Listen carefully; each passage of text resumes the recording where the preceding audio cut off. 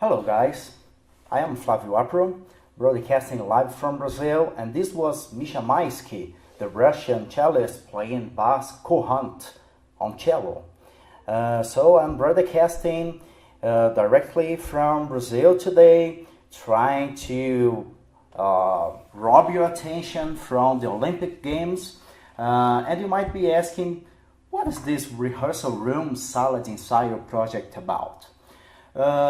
The idea of this live stream, it began when I was teaching a student of mine. She was playing this very same piece on the guitar. And then I decided it was a long time since I didn't hear that piece, which I love so much. And then I decided to play this piece for myself.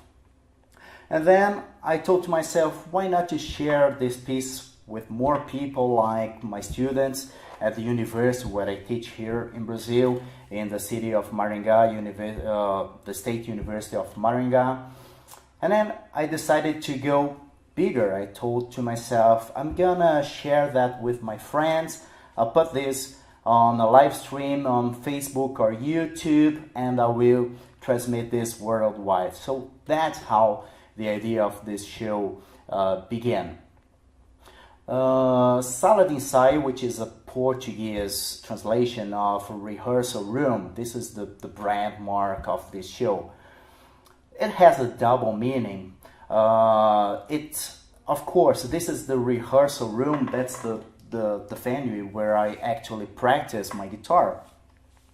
But also, this is the idea of going along with the construction of an instrumental performance and to add some comments from a classroom. So rehearsal room, classroom together, Of course, I'm a guitar teacher, so that's pretty much the thing that I'm used to do. So this is, I think that the sharing information, it's very important. So that's why I started doing this conception and now producing this live stream for you.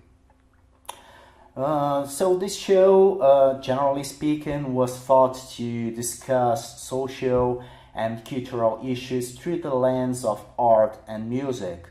And I intend to demonstrate all this discussion, all these music topics, decisions, ideas, everything. I will try to show you on the guitar to give you some sound examples to be more concrete the ideas that we are discussing here.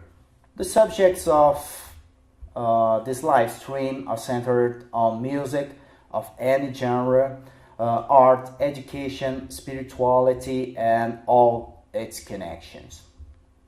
I also intend that this might be a process of mutual self-help.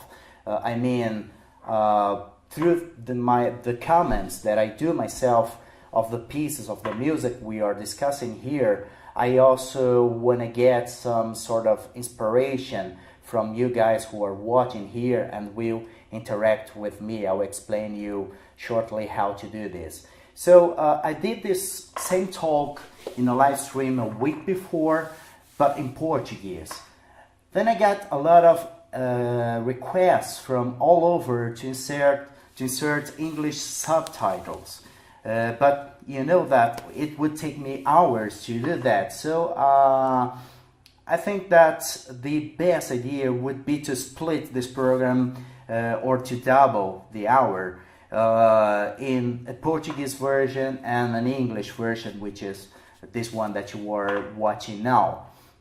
And so that's a way also to give you an opportunity to interact with the ideas. You ask me, I answer. So that's I think that pretty much what this whole thing is all about.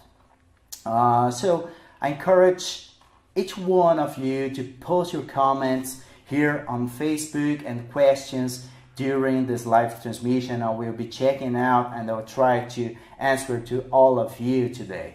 So don't be shy, send me your questions no matter what it is.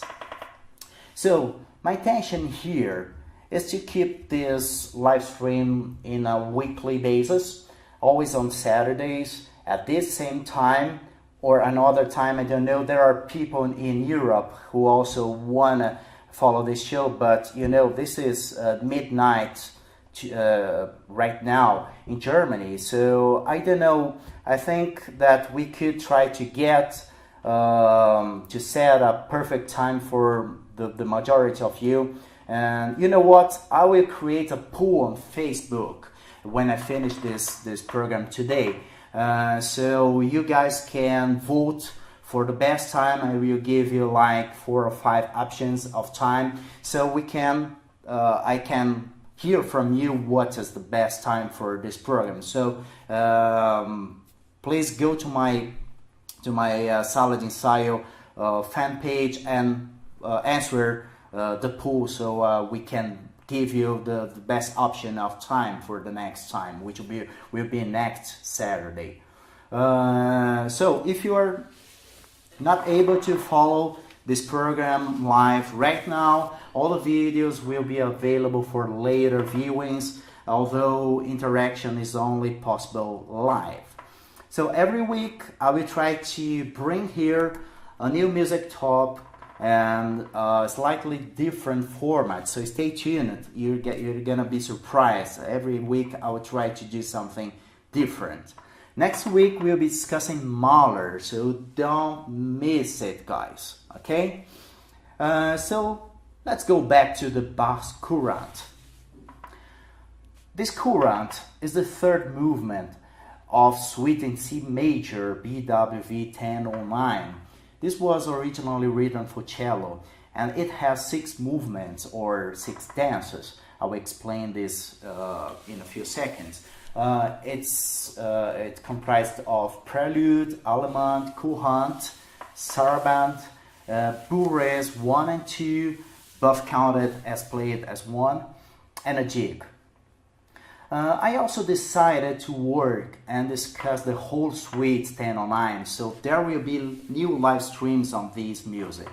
Answer the poll on my Facebook page to choose which movement you want to learn about first. So there are some questions that musicians will ask about the music they play. Whence did it come from? Why did the composer write this? How should I play it? Nevertheless, the same questions are also of general interest. I mean, everybody will benefit from sharing those information, so that's why I'm doing this talk with you. And I'll try to walk you through these questions. The first fundamental questions are where and when the music was conceived, the music was created. So, this music was created by Johann Sebastian Bach in the city of Köthen. It is located on Saxony-Anhalt, North Germany, which is a very small city. This is around 30 square miles. And Bach, he worked in Köthen for 6 years between 1717 and 1723 as a Kapellmeister to Prince Leopold. Köthen was a principality, not an archbishopric. So the musical taste of these courts at that time they were pretty much in accordance with the taste of the rulers or the people who were in command of these courts. In this case, Prince Leopold was Johann Sebastian Bach's boss.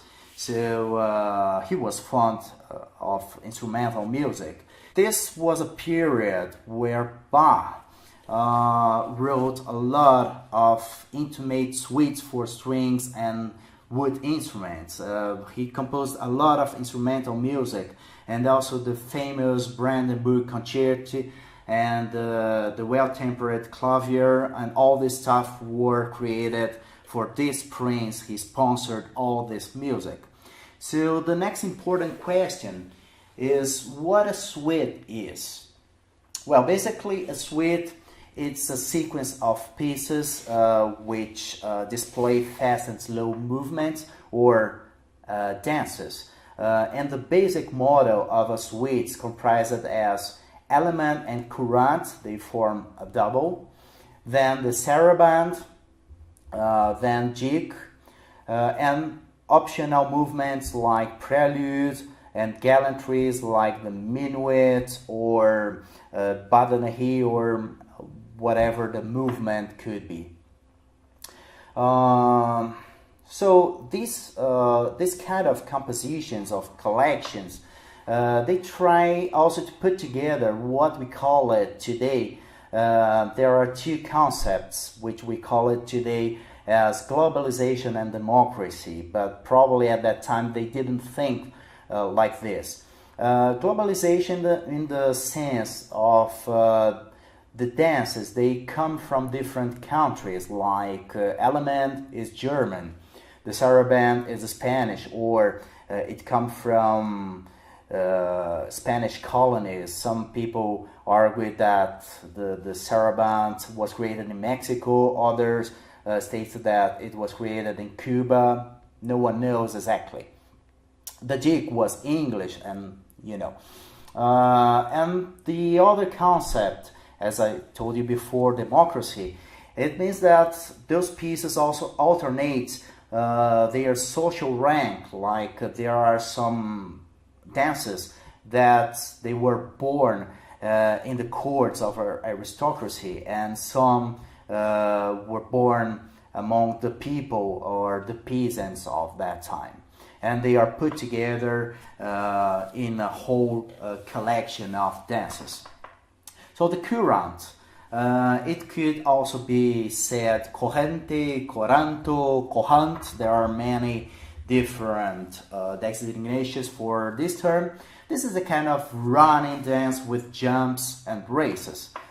In the Baroque, there were French styles like this dance would be known as courant, which is a slow pace courant. And the Italian style, which sometimes is written like a corrente, which would be a fast. This one, you notice that it's a much faster, so this is Italian style for this one. And the courant, it's generally written in ternary time or binary compound, or sometimes alternating these formulas. So this courant also alternates these time signatures, and I'll show you on the guitars that sometimes that it gets compound or simple ternary. Bach wrote 6 suites for cellos, for cello around 1720, plus a lot of another suites, like suites for keyboard known as English suites, French suites, and partias. There are a lot of suites for lute from BWV 995 to 998. For violin, for solo violin, like the sonatas and the partias. For flutes, the BWV 1013 and the orchestral ones. So this is this is actually a period where Bach was really engaged to instrumental and intimate music. So I'm gonna try now to explain the music for you. There are many aspects that we could point out from this piece. I'm gonna speak about a couple of them. The first one, which is very interesting, and that it's the aspect that catch me more than the other ones, is the rhetoric aspect. Rhetoric, it's a new tradition that attempted to describe image through music figurations.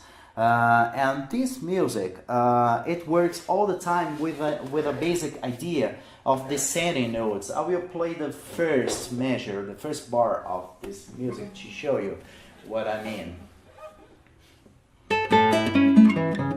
So, this movement of phrases going down, descending notes, we can describe as the basic difference between the secular and the sacred music. Secular, the term secular means music from the world. So this is music of the world as opposed to sacred music, music from the sky or from the spirit. So we can check out this whole piece, and we can figure out how we can actually see from the score and from the hearing of the music that all the phrases they are going down, arriving low notes, which they sound big and fat on the cello, not that much on the guitar, but we can also try to get this effect from the guitar. This is like the gravity force. Phrases look like dives in the ground. So let's check out one more time with the help of an animated color graphic, so you can see perfectly how all the phrases go to the ground all the time.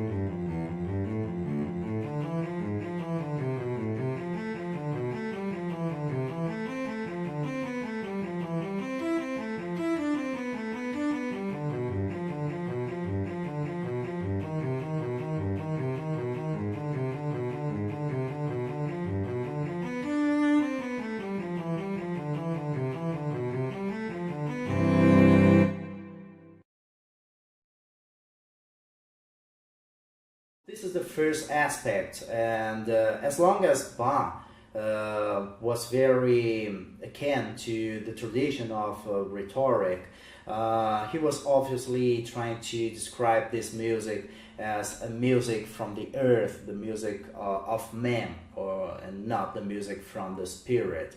There are many other pieces that Bach wrote that you can perfectly see the ideas, especially his vocal music. It's perfect the way that Bach tried to paint music in front of our eyes. So I will try to bring sometime some of the cantatas or some of his oratorios to show you how he does this masterfully. The second aspect, it's about the polyphony, textures on a single voice line. I could say that all the Bach instrumental suites for homophonic instruments, they do masterfully split the lines into several voices. Sometimes you can hear three or four voices in a single line. So that's absolutely astonishing. If you hear the only suite that Bach wrote for flute, the BWV 1013, the suite for flute, and I recommend you to listen to a version played by Aurel Nicolet, which is one of the best in this aspect.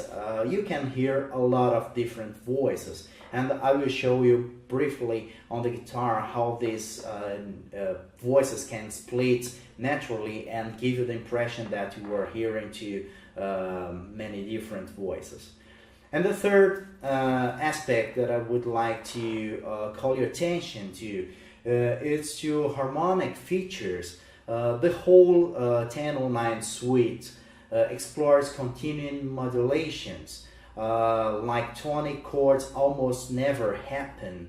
That's a very interesting feature in the harmonic point of view. Like this Courante, it starts like, let me count here, 1, 2, 3, 4, 5, 6, 7 measures on A major, and then immediately it goes to the dominant region. It's and it only comes back in the 4 last measures. So this suite, it's in C major, but basically only to start and finish the piece, because Bach explores all the possible modulations. There was an interesting comment made by the Russian cellist Mstislav Rostropovich. He's making commentaries about all these suites, and in particular to this one, he compares Bach's harmonies to a ship that sails over many different and distant venues, and it's commanded by a cognizant pilot, which is Johann Sebastian Bach.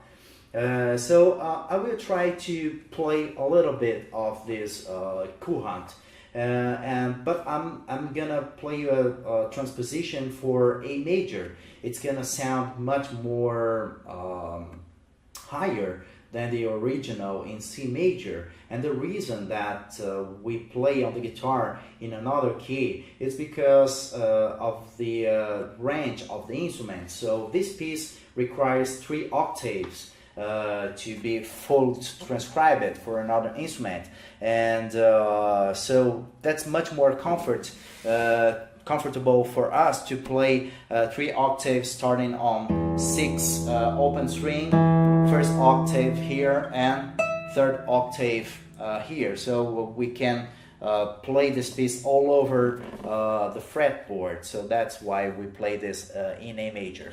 So I'll walk you through the harmony here and show you the different places that Bach invites us to hear in this piece. So it goes like this.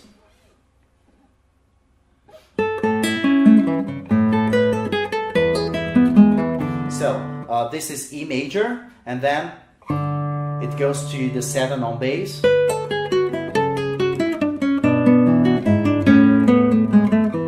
Then we finish finished on A major, the tonic. So this is the last time we're gonna listen to this tonic, as to complete a phrase on the tonic region.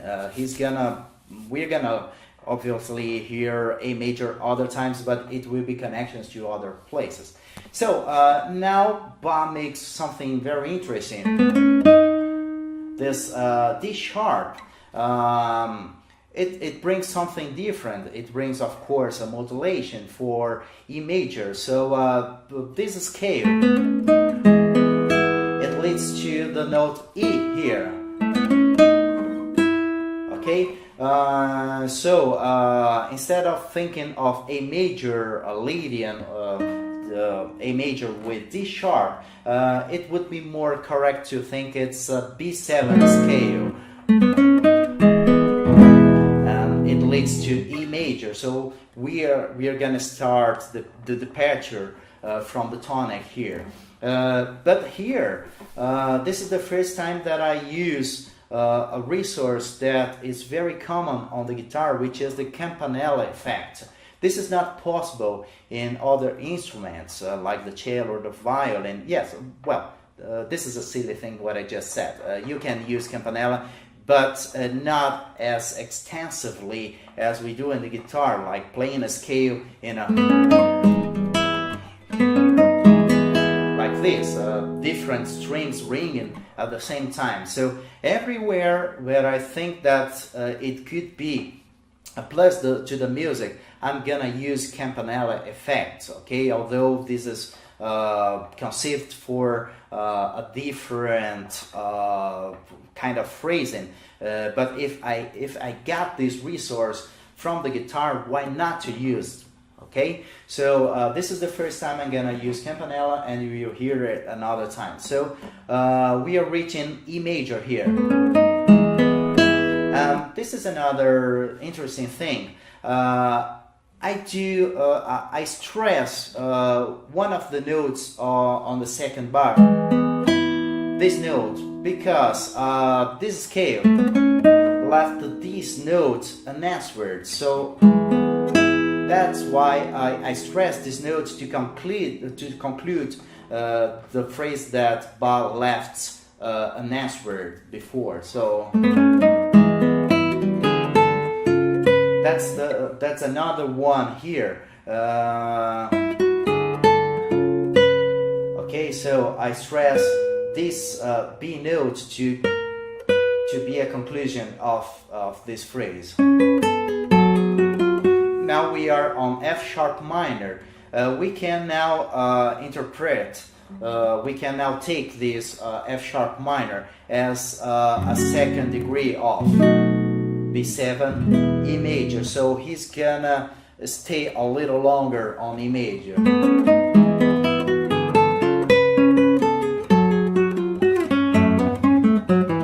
So I would like to call your attention now to different voices on homophonic writing like this.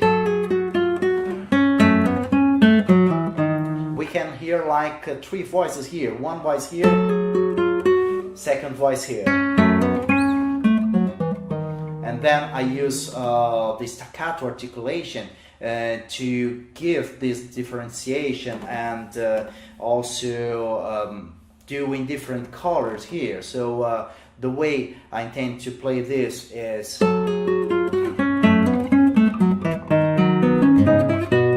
now we are on B7. So we confirmed the new key of E major. Now from E major he goes quickly to another venue. He's gonna explore C sharp minor.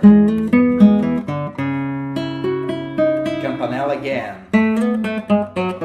Two voices. We are on B over D sharp, E major. Campanella again. So I would like to also call your attention here for some dissonances here. Okay, so these dissonant notes, which are 6 and another intervals, which are not from the basic chord, I also try to create a new voice with them. So this is not written, but it's implicit on Bach's writing.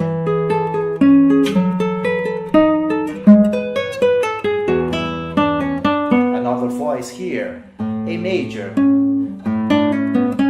And now I'm gonna make an E major scale, B7 over F sharp and E major to go to B7 here. I'm gonna make it all in campanella. And another feature very interesting here, it's when I told you about the ternary, simple, and binary compound. So this is where we can shift from ternary to binary compound. And I do this in addition of campanella. So it's gonna sound like...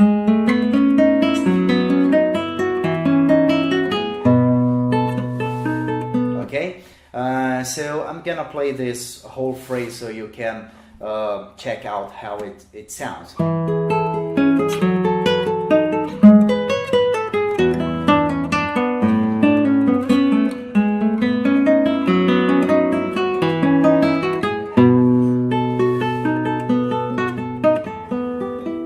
E minor with a 7 major here, and then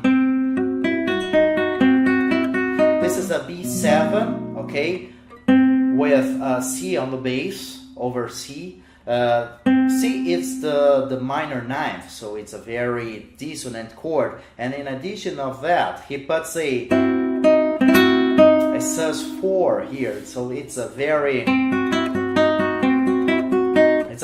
hard dissonance here.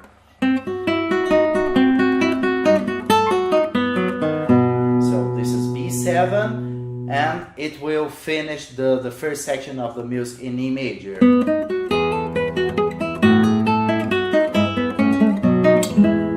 Okay, this is a perfect cadence 4-5-1. Okay, now let's go to the second half of the piece, which pretty much he's gonna do the same thing, same digressions, a single line is split into virtual new voices, and I'm doing campanelas all the time to reinforce all these musical aspects that I'm stressing out here. So it's finished the first section on E major. It's gonna start on E7.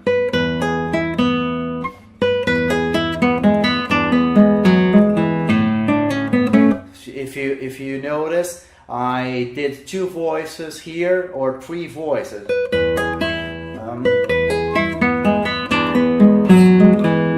Okay, so this is a new voice that I created from here.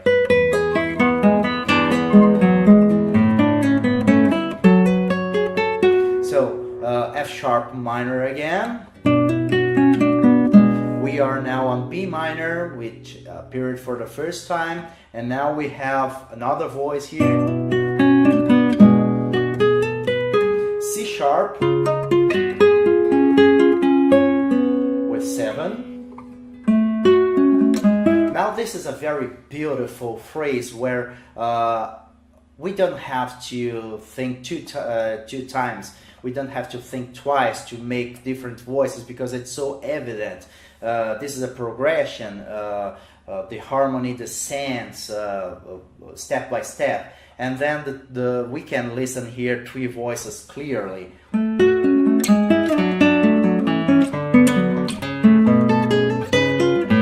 So this is C sharp 7 over B, F sharp minor, C7, C sharp 7, another voice. So F sharp minor, we arrived in a new key here. So let me play this entire phrase. So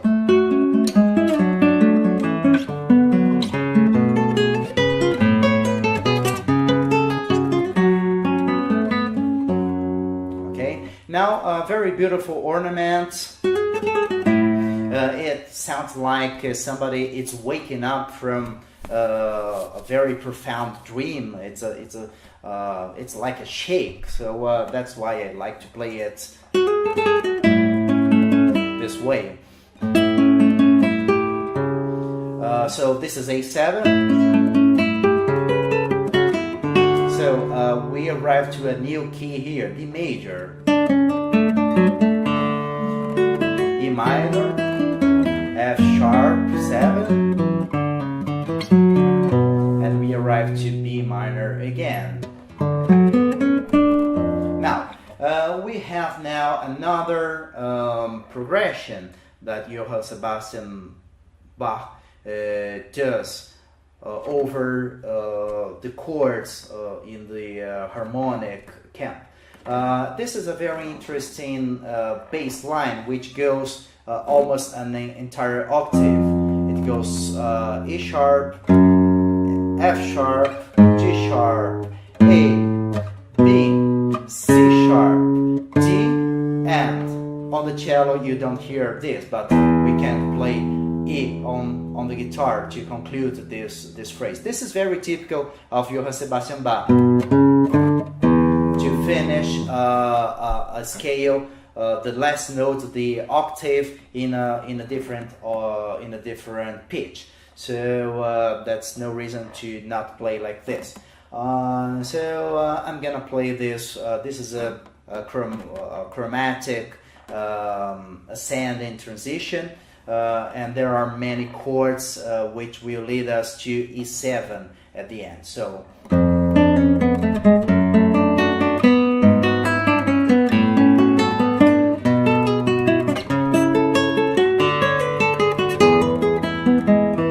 okay, so that's why I do a crescendo here, because it goes, it increases the tension of the music up to E7, which is also a dissonance. So it's brilliant the way that Bach does this phrase. But this phrase has something extra here, because there are some dissonant notes, usually the sixth of the chords, and I try to stress out these notes, like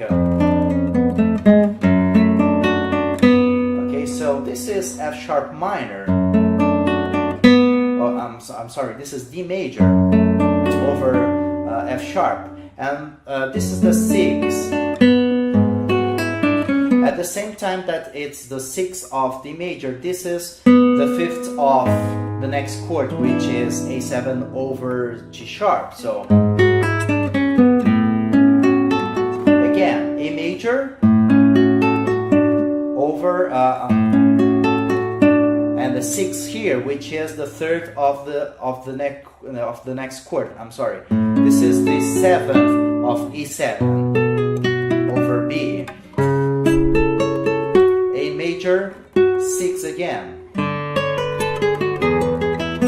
So I'm gonna play this whole phrase again, so you can now pay attention to this feature.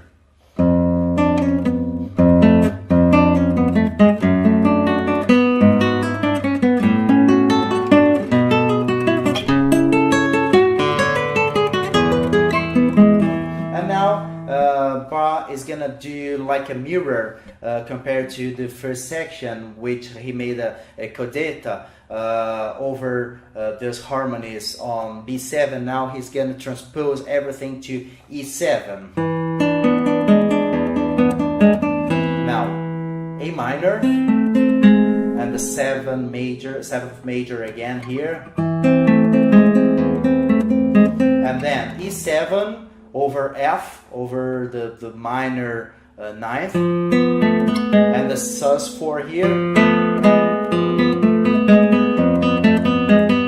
and then E7.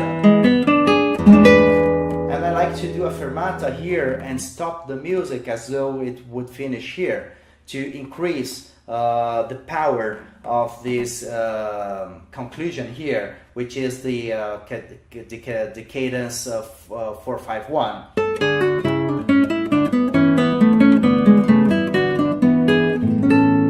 Okay, so this this is pretty much what Bach brings to us in terms of harmonic departures, and this is very interesting and very rich, the way that Bach does this roadmap.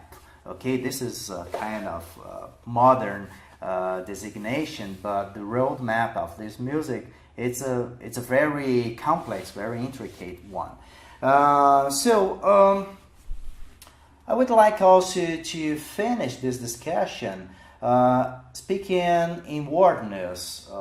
We can also we can also listen to classical music and try to figure out what are the deeper intention of the composers. I mean composers of big music like Johann Sebastian Bach, Beethoven, or Brahms, and many other. There is something in the music of these composers that is so perfect. I mean, the combinations between melody and harmony are so perfect, integrated, that we wonder where did these guys get those perfect combinations. And I would dare to say that first, of course, these are really experienced musicians that dedicated all their lives to the art of composition, but that's not enough.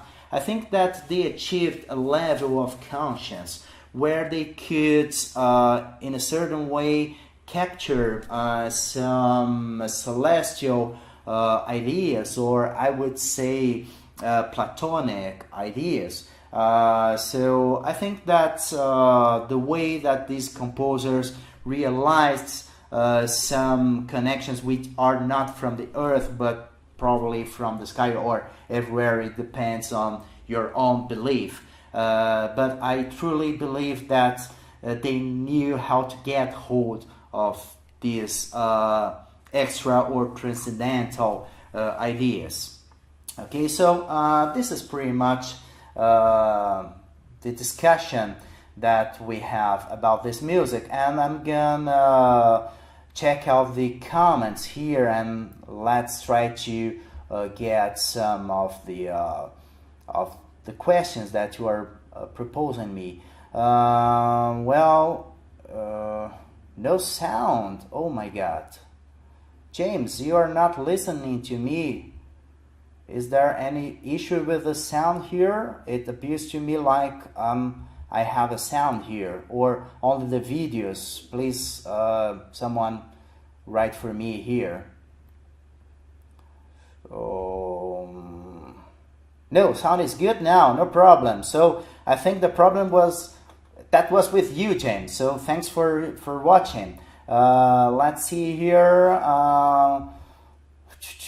Okay, some comments in Portuguese. Okay, Pedro, you wrote me, that's it, teacher, top. Thank you.